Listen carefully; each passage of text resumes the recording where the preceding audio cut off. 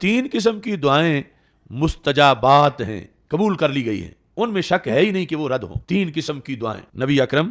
صلی اللہ علیہ وسلم فرماتے ہیں۔ اب دیکھو ہر بات جنتی سونے کے ساتھ لکھنے والی ہے۔ 3 قسم کی دعائیں رد ہی نہیں ہوتی۔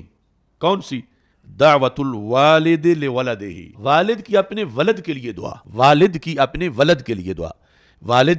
اب شرط ایمان کی ہے، مسلمان، والد مسلمان ہے، ولد بھی مسلمان ہے، والد کی اپنے ولد کے لیے دعا اتنی قطعی دعا ہے، اور اگر وہ یہ حدیث سامنے رکھ کے کرے کہ سرکار فرما چکے ہیں، تو سرکار نے فرمایا یہ ان دعاؤں میں سے ہے جو رد ہوتی نہیں، لا شک فیہن، ان میں کوئی شک نہیں۔ اب دعائیں ہم ڈھونڈتے ہیں کہ حضرت صاحب مل جائیں، استاد صاحب مل جائیں، پیر صاحب مل جائیں، اور یقیناً بزرگ ہستیوں سے دعا کرانے میں بڑے فائدے ہیں، مگر اس کے ساتھ یہ بھی تو دیکھنا چاہیے کہ والد کی دعا کا قطعی کتنا فائدہ۔ والد، انسان کا والد، صرف والد ہونا یعنی مومن ہونے کے ساتھ والد ہونا شرط ہے، اگرچہ حافظ نہیں ہے، قاری نہیں ہے، محدث نہیں ہے، فقیہ نہیں ہے، ولی نہیں ہے، اگر ساتھ یہ بھی ہے پھر تو وارے نیارے ہیں، لیکن اگر نہیں ہے، ایک سادہ والد کو بھی اپنے لیے رحمت کا دروازہ سمجھنا چاہیے، اور اولاد سمجھے کہ یہ جب تک زندہ ہے یہ کتنا ہمارے لیے مفید ہے، اور اس کی خدمت کر کے ہم کیا کچھ لے سکتے ہیں۔ اب وہ خوش ہو کے جب دعا دیتا ہے، ماں کا تو اپنا مقام ہے، لوگ عمومی طور پر والد کو معمولی سمجھتے ہیں، تو سرکار نے ان قطعی دعاؤں میں والد کا ذکر کیا، اور 3 دعائیں جن میں شک ہی نہیں کہ وہ رد ہوں، ان میں سے ایک دعا جو ہے دعوت الوالد لولدہ، والد کی اپنے ولد کے لیے دعا۔ یہ مومن کی 5 کی میں ہے۔ والد اب ویسے ایک تو نا کسی اور کے لیے مانگنا، باپ تو بیٹے کے لیے ویسے بھی مانگتا ہے، لیکن شریعت نے اس مومن کے لیے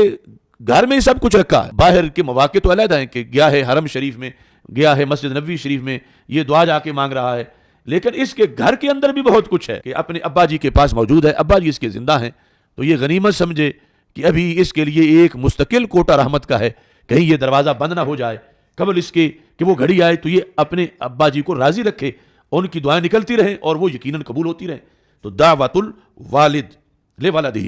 اب اس کے بعد یہ بھی یعنی جامعیت ہے اسلام کی کہ دوسری دعا کون سی ہے جو رد نہیں ہوتی؟ سرکار فرماتے ہیں شک ہی نہیں ہے کہ رد ہو، دعوت المسافر، مسافر کی دعا۔ قربان جائیں اسلام پہ، اس نے بندے کو کتنا نوازا ہے۔ بندے گھر سے نکلتے ہیں تو کہتے ہیں تنکوں سے بھی ہلکے ہو جاتے ہیں، لیکن اگر مومن ہو اور کسی مقصد کے لیے گھر سے نکلا ہے تو اس کی بڑی ویلیو ہے اللہ کے ہاں، اس کا کوٹا ہے، چونکہ اب یہ گھر میں نہیں، یہ مسافر ہے، یہ کئی مشکلات کا اس کو سامنا ہے، اور جب ایسی صورتحال بنتی ہے تو رب کا پیار بڑھ جاتا ہے بندے سے، تو اللہ تعالیٰ فرماتا ہے اب اس کا کوٹا، یہ جو مانگے میں اس کو دے دوں۔ دعوت المسافر، مسافر کی دعا۔ اور پھر دعوت المظلوم، مظلوم کی دعا۔ کوئی مظلوم نہ ہو، لیکن اسلام نے تو مظلوم کو بھی یہ نوازا ہے۔ دعوت المظلوم، اس پہ لوگ ظلم کر رہے ہیں، وہ ایک علیحدہ ہے کہ اس ظلم کا بدلہ لیا جائے گا قیامت کے دن بھی، اس ظلم کے لحاظ سے جب تک یہ مظلوم نہیں بخشے گا اللہ نہیں بخشے گا، لیکن ساتھ اس کی مظلومیت کو رب نے اس میں بھی رکھا کہ یہ بیچارہ مظلوم ہے، اس پہ سارے ظلم کر رہے ہیں، تو اس کو پھر یہ تو ویکینسی دے دو کہ اس کی جو کہے وہ قبول کر لی جائے، تو یہ مستجاب الدعوات بن گیا۔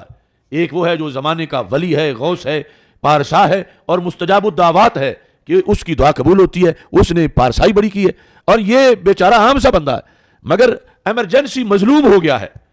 اور مظلوم ہونے پر اللہ نے اس کو یہ کوٹا دے دیا کہ اب اس کی دعا جو ہے وہ قبول ہوگی۔ تو اس بنیاد پر یعنی یہ حسن ہے سارا اسلام کی تعلیمات کا۔ کون سا ایسا دین ہے جہاں اس طرح کے اعزاز ملتے ہوں، اتنے ایوارڈ ملتے ہوں، اس انداز میں حوصلہ افزائی کی جاتی ہو، اور اس انداز میں بلندیاں دی جاتی ہوں، جو بلندیاں رسول پاک صلی اللہ علیہ وسلم کے صدقے اللہ تعالیٰ نے اس امت کے عام زید عمر بکر سب کو جو ہے وہ کسی نہ کسی ذریعے سے، کسی نہ کسی انداز میں وہ بلندیاں عطا فرما رکھی ہے۔